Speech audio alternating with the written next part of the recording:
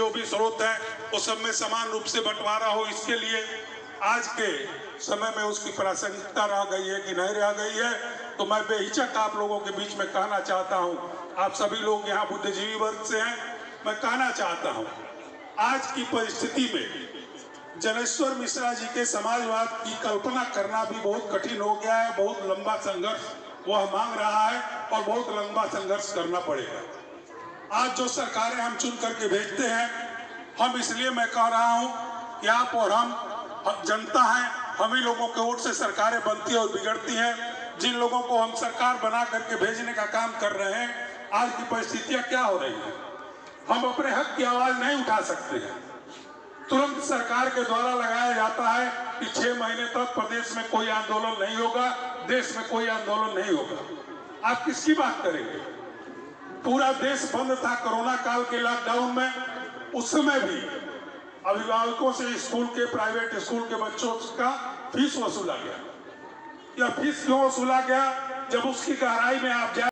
Samajwadi party के वरिष्ठ नेता आज से 3 दिन पहले बलिया म्यूनिसिपालिटी ने उठाने का काम किया।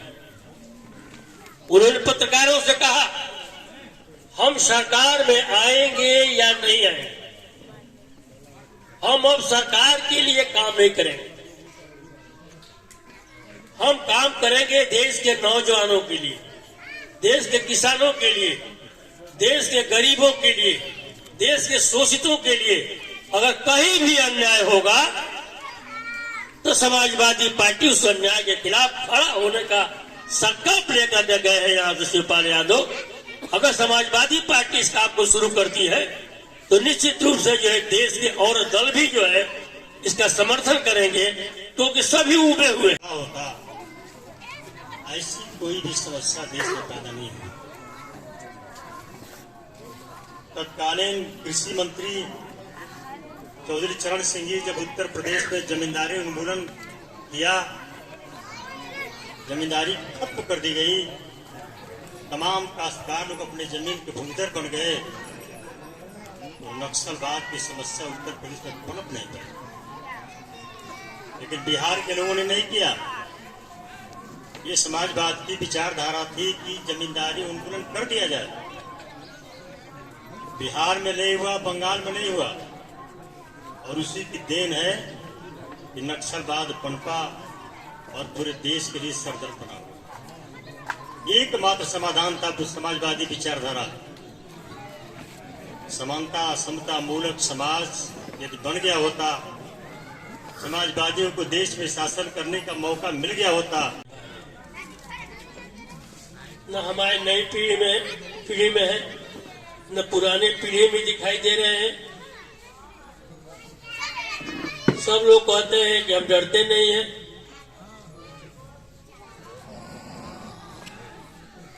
और हम मंच पर आकर भाषण देते हैं कि भारतीय जनता पार्टी के सरकार के लोग अगर हम कोई सही काम भी करते हैं तो ईडी का डर दिखा करके हमको वापस कर देती है। निकलते थे सदन से बाहर तो गले से गले मिलते थे, एक मंचों पर बैठते थे, एक साथ बात करते थे, एक साथ भोजन करते थे। और आज क्या है? आज किसी नेता के खिलाफ एक शब्द आपने बोल दिया, वो सबसे बड़ा दुश्मन हो गया, सबसे बड़ा दुश्मन हो गया। यदि उसके खिलाफ आपने टिकट मांग दिया, उससे भी बड़ा दुश्मन हो गए, उससे भी बड़ा दुश्मन आप हो गए। जनेश्वर मिश्रा जी की सोच और विचार हमेशा यह रही कि समाज के अंतिम व्यक्ति के चेहरे पर मुस्कान है। पुराने बहुत लोग यहाँ पर को नहीं जानते समाजवादी पार्टी के, लेकिन जब जयंतियाँ और तिथियाँ मना करते हैं तो लोग कुछ समझने की कोशिश किया करते हैं। इस चीजों का आयोजन जो है बहुत जरूरी हुआ करता है, लेकिन केवल आयोजन न हो, कुछ जाने सुने और उसका पालन करें। जैसा सनातन पांडे जी ने कहा कि एक जनेश्वर मिश्रा भी पैदा हो जाए तो मैं इस प्रदेश को धन्य समझूंगा, इस जिले को धन्य समझूंगा, इस देश को धन्य समझूंगा। जरूरी है कि जो सुने उसे आप पालन करने की हिम्मत रखें, कोशिश करें।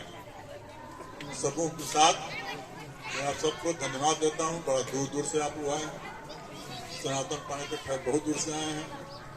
मैं राजमंगल यादव जी को और आए सारे साथियों को बहुत बहुत धन्यवाद देता हूँ। और खतरे में है यह हिंदुस्तान के सभी लोग जानते हैं। जो लोग सत्ता में हैं वो भी जानते हैं कि हिंदुस्तान का संविधान खतरे में है। फर्क इतना है कि आजादी से पहले इस हिंदुस्तान को एक कंपनी चलाती थी जिसका नाम ईस्ट इंडिया कंपनी हुआ करता था। आज आजादी के 75 साल बाद भारत को 2 राजनेता और 2 पूंजीपति चला रहे हैं। नेताओं का नाम ले तो इस देश को मोदी और शाह, और पूंजीपतियों का नाम ले तो उन्हीं के प्रदेश के रहने वाले 2 पूंजीपति अडानी और अंबानी। पूरे देश पे उनका कब्जा हो चुका है। छोटा उदाहरण, उत्तर प्रदेश सरकार के पूर्व दर्जा प्राप्त मंत्री, हम सभी लोगों के अभिभावक आदरणीय तारकेश्वर मिश्रा जी, सम्मानित बुजुर्गगण, नौजवान साथियों, सबसे पहले मैं स्वर्गीय जनेश्वर मिश्रा जी की स्मृतियों को नमन करता हूं और उन्हें विनम्र श्रद्धांजलि अर्पित करता हूं। साथियों, आज का जो विषय है वह निश्चित रूप से तर्क का विषय है, चर्चा का विषय है, सोचने का विषय है। और अभी जैसा आदरणीय SS तिवारी जी ने कहा कि विषय पर भी चर्चा होनी चाहिए, निश्चित रूप से इस बात पर चर्चा होनी चाहिए कि स्वर्गीय जनेश्वर मिश्रा जी, छोटे लोहिया के जो विचार थे वो आज की परिस्थितियों में कहाँ खड़े होते हैं, कहाँ उतरते हैं, उनकी क्या प्रासंगिकता रह गई है। तो हम यह सोचने के लिए मजबूर हो